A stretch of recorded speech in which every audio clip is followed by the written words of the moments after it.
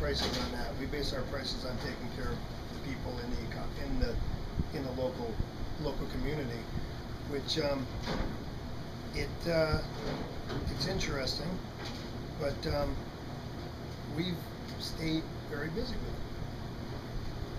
It's good that the downturn of the economy hasn't affected your business. Well, a lot of people traveling now are staying close at home, and because of that, they're finding out that, wow, look at this, we've got these nice little shops that are right here within our area, and they're not, going to the larger operations like your commercial chains of restaurants. So, when do you see the economy improving? Well, your business has already improved, but when do you see the economy improving? That maybe with more of an improved economy, you might even get better business. Quite honestly, a lot of people in business, actually, the right thing to do in business is to pay attention to what's going on in the news. Pay attention to the stocks. Pay attention to the what's going on in government, who's being elected in office. I never have, and I probably never will. This is our third business or actually it's more than three, but this is the third business of any volume that we've done, and I have yet to pay attention to what's going on in the economy during those times of business. If you do the right thing, take care of people the way you would like to be taken care of, treat people right, give them a quality product for a quality price in an industry that people need, you're going to be successful no matter what the industry, what the economy is. I see the economy getting better. It's probably going to take another year or so. Hopefully it comes quicker, but politics plays a big game. I don't pay attention to it, but from what I'm hearing from other people, it's probably a year out. When that does happen, hopefully we'll be able to be right there with it and just, take the ride and do a little bit more than what we're doing now. What do you see as a future for yourself and your business in 1 year, 5 years, 10 years, and 20 years? 1 year, I probably see us where we're at right now. We've been here 4 years, and our goal was within 5 years to be able to get into a larger location or purchase the building that we're in.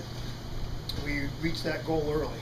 We've been here 4 years, November 15th, and we just recently purchased the building that we're in. So in our 1 year, we're a little bit ahead of our schedule. 5 years from now, I can see us expanding out within our offerings, within our menu items, within what we're going to be able to do for the people in the area. Whether it be through catering, whether it be through, which we already do, or through use of our trailer, that we have a concession trailer on the road. What different avenues that we take one thing at a time as it comes along. The industry changes, we need to change with it. Although our mainstays will always stay the same.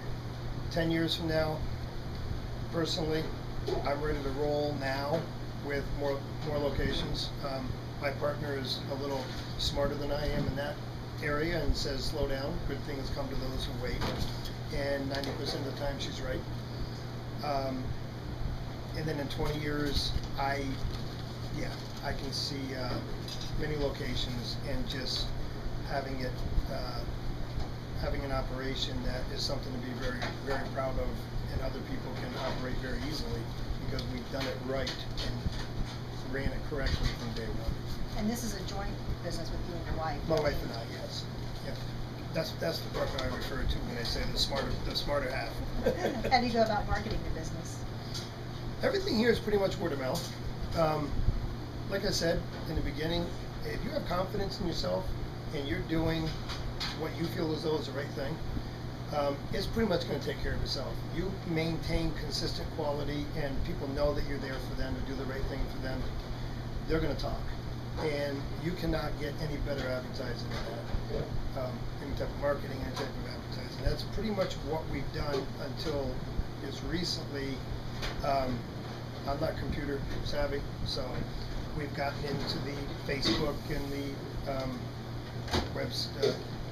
websites and stuff like that. I gotta learn about that. So basically your most successful form of marketing would have been the word of mouth? Word of mouth, yes. Has the current economy changed your marketing strategies? Maybe a little bit, because of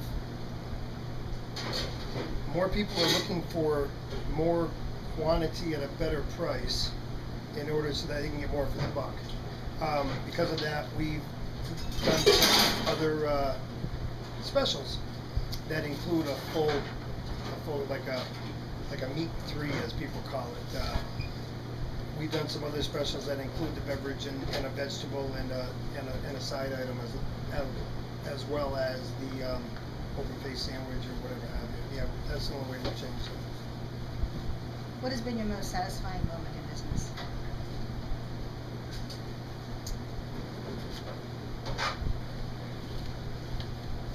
There's many of them, and they happen all the time. When somebody walks back in the door and says, "Wow, this is awesome. You guys rock." You know, whether it be with if they've had something to eat, or we gave them directions of how to get to the coffee shop up the road or whatever.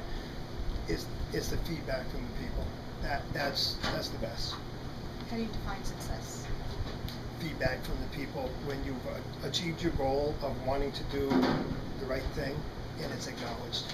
What is the best way to achieve long-term success? Be patient, be persistent. Patient persistence is the goal to any success in any business. You need to be patient, you can't rush it, you can't think it's going to happen overnight. You need to be persistent on what you're doing and maintain quality conscious. Any industry, clothing, cardboard boxes, food. Maintain the best quality product you can do and be persistent about it, and you will achieve your goals. Do you consider your business successful? Oh yes, at this point, yes. How are things going in your company in general? Right now, are you hiring, downsizing, or staying the same in your company's workforce? Are sales up, down, or flat? We are basically growing, and the workforce we're going to leave the workforce the way it is, staying the same at this point in time. There's only so much you can do within a square box. You know, you've only got so much room, you can only fit so many people in that room. As far as sales are up. Sales have been up every year since we've been here, and I project in the next 2 years we'll probably be doubling what we're doing now, as well as taking advantage of the other people in the area that do marketing, bigger marketing. Manti Hill Outdoor Center, marketing because they've won the rights to the Nationals. That brings tons of people into the area. Everybody benefits from that. So by jumping on that bandwagon, just being out there and verbalizing, getting people to talk for you, you increase sales. So how do you keep up with best practices in your industry?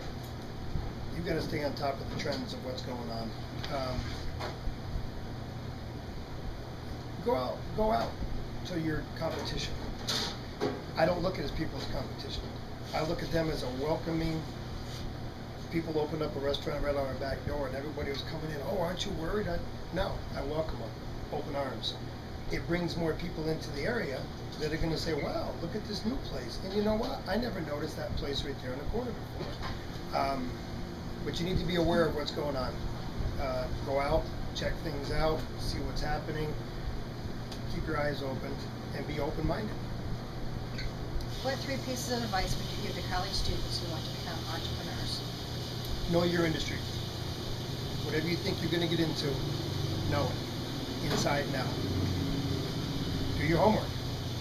Don't just say, "Oh yeah, I'm going to go do this." Do your homework. Find out the ins and the outs of everything about that industry, what you have to do in order to get up and running. Have a business plan.